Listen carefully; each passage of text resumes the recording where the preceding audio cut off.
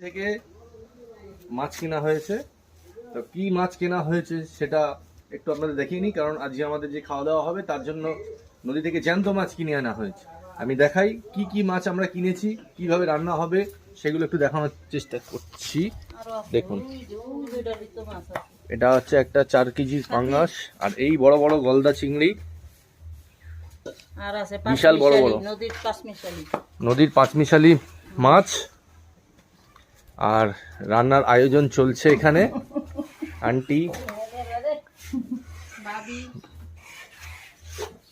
সকলে আমাদের জন্য রান্নার আয়োজন করছে, আর রান্নাটা হবে এই মাটির চুলাতে আজকে। তার আয়োজন চলছে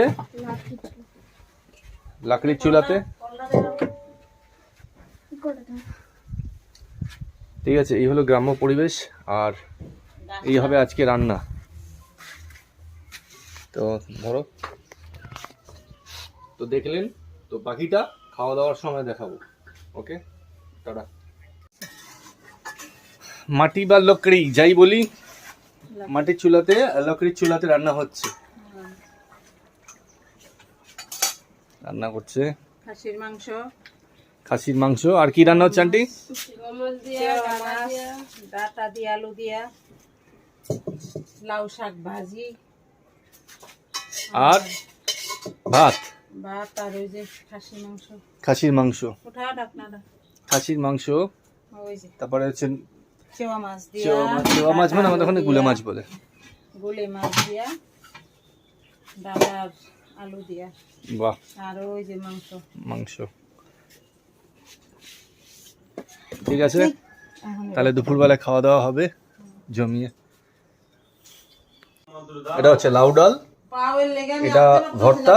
না ভর্তা না, এটা হলো উস্তাবাজি। আচ্ছা, আর এটা হলো নদীর পাঁচমিশালি মাছ, আর এটা হচ্ছে নদীর পাঙ্গাস, জ্যান্ত পাঙ্গাস, যে মাছটা দেখালাম। এটা দেখে দাও। যাক, আমরা এখন খেতে বসছি। নদীর ভাত। এটা হচ্ছে নদীর ভাত, কারণ এটা তো পুরো বেড়িবাঁধ, এই জন্য নদীর ভাত। থেকে মাছ কেনা হয়েছে। তো কি মাছ কেনা হয়েছে সেটা একটু আপনাদের দেখিয়ে নিই, কারণ আজকে আমাদের যে খাওয়া দাওয়া হবে তার জন্য নদী থেকে জ্যান্ত মাছ কিনে আনা হয়েছে। আমি দেখাই কি কি মাছ আমরা কিনেছি, কিভাবে রান্না হবে সেগুলো একটু দেখানোর চেষ্টা করছি। দেখুন, এটা হচ্ছে একটা 4 কেজির পাঙ্গাস, আর এই বড় বড় গলদা চিংড়ি, আর আছে বিশাল বড় বড় নদীর পাঁচমিশালি মাছ। আর রান্নার আয়োজন চলছে এখানে। আন্টি